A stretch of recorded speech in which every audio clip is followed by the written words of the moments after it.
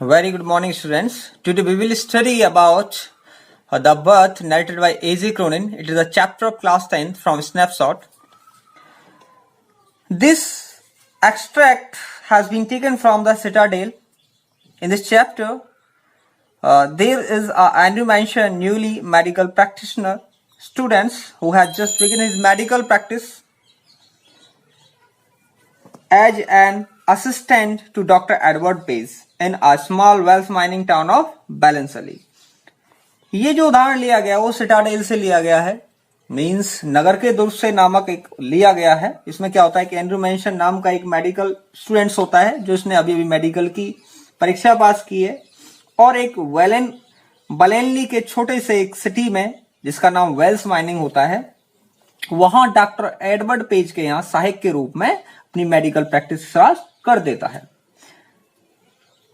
इसकी जो बिलव्ड थी उसका नाम क्रिस्टीन था and they didn't have a good relation before sometimes and he return disappointing evening with Christine, यानी कि जो प्रीवियस इवनिंग थी उस दौरान जब वो क्रिस्टीन से मिला था तो उसके रिलेशन अच्छे नहीं थे, वो शाम अच्छी नहीं बीती थी। तो क्या होता है इसमें जॉय मॉर्गन और सुसन मॉर्गन नाम के और भी कैरेक्टर हैं। जॉय मॉर्गन एक ड्रिलर होता है, उसकी वाइफ का नाम सुसन मॉर्गन होता है और जिनकी शादी 20 साल पहले हुई थी and after 20 years both they are expecting for a baby and so therefore they required for medical help।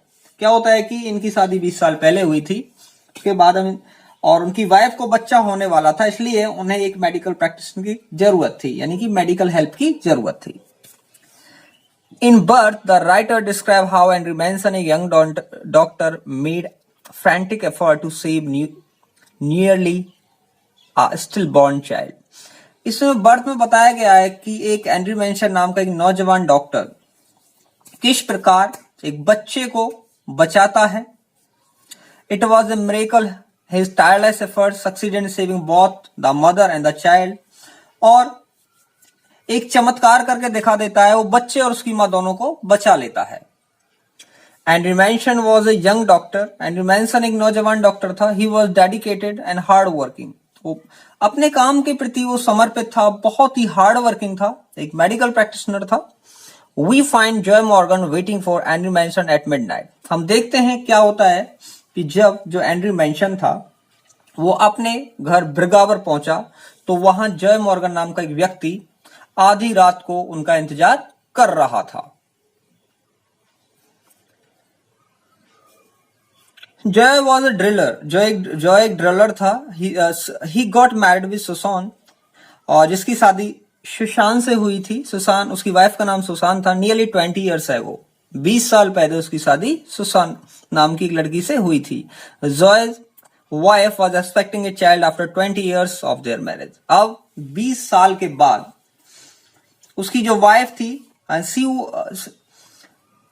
She is expecting for a baby, she is pregnant, she needed immediate medical help. इसलिए Joy Morgan को एक medical help की जरूरत थी। Both of them set out for Morgan's house 12 Ballina Trace। क्या होता है कि जॉय मॉर्गन एंड्रू मैंसन से मिलता है, उसे सारी बातें बताता है। उसके बाद वे दोनों अपने मेडिकल इंस्ट्रूमेंट्स को लेके जो जॉय मॉर्गन का घर था 12 Ballina Trace के लिए चल देते हैं। Mrs Morgan's mother and the nurse stood beside the patient.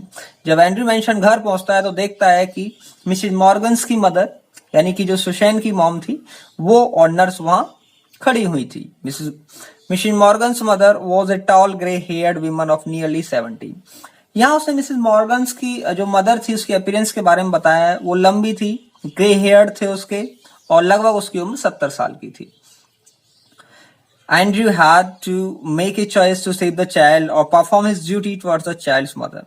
Andrew mention को दोनों की तरफ अपनी रेस्पॉन्सिबिलिटी निभानी थी। उसे बच्चे को भी बचाना था और उसकी माँ की भी सुरक्षा करनी थी। ये दोनों को शेप करना था। It was long and harsh struggle, यानी काफी लंबे और संघर्ष के बाद at last the child was born. बच्चे का जन्म हुआ, but unfortunately he was lifeless. लेकिन वो बच्चा कैसा पैदा हुआ था वो मृत पैदा हुआ था। He gave the child to the nurse and turned his attention to Susan Morgan. तो क्या होता है उसके बाद वो नर्स को उस मृत बच्चे को दे देता है, मरे हुए बच्चे को, और अपना ध्यान सुसैन की तरफ लगा देता है। She lay collapsed almost pulses. उस वक्त जो सुशांत थी वो बेहोश पड़ी हुई थी।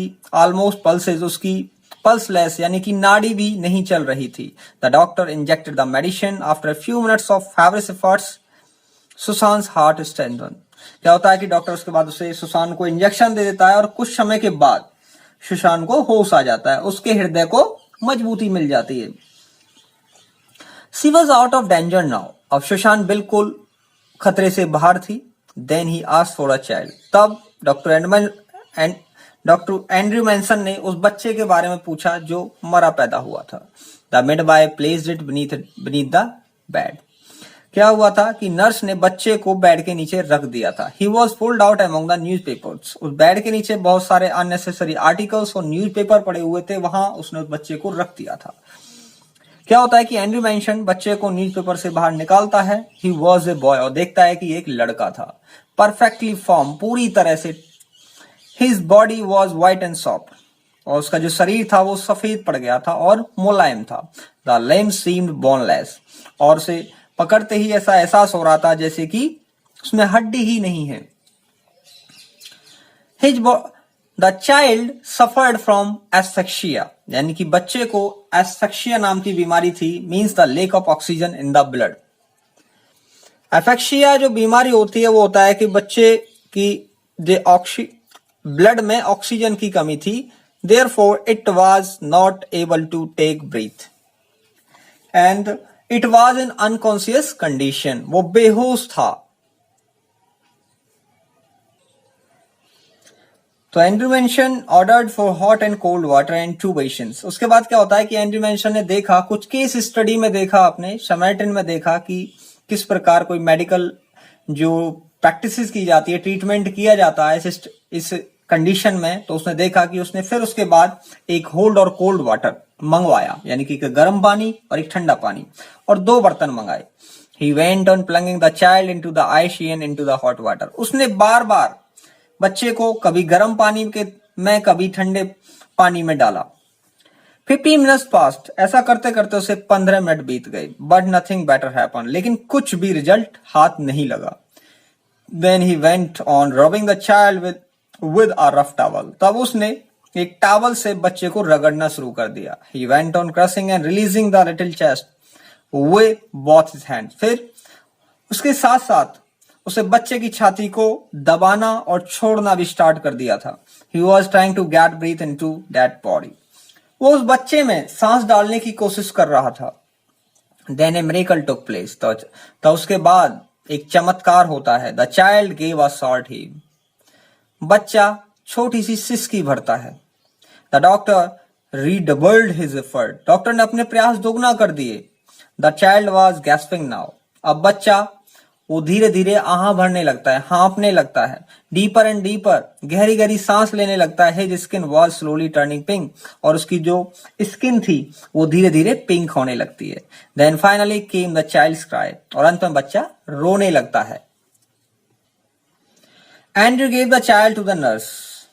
उसके बाद डॉक्टर एंड्रयू मैनसन ने जब बच्चा रोने लगता है तो उसे नर्स को दे दिया। एंड वेंट आउट, और बाहर निकल गया। Joy was standing outside. Joy जो बाहर खड़ा हुआ था उसका इंतजार कर रहा था। Doctor disclose that everything was fine.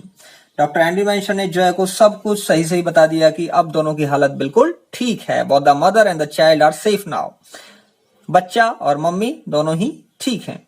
Joy was highly relieved. यह सुनकर जॉय को बहुत ही आराम महसूस हुआ। उन्होंने राहत भरी सांस ली। Andrew was satisfied that he did everything whatever he was expected to do. Andrew अपने काम से बहुत ही संतुष्ट था। उसने वही किया जो वो चाहता था, जिसकी वो आशा करता था कि मुझे इस केस को सफल करना है। So students, it was the brief summary of the chapters. For better understanding, you must read the chapter 2 and 3 times and watch the video. Thank you so much.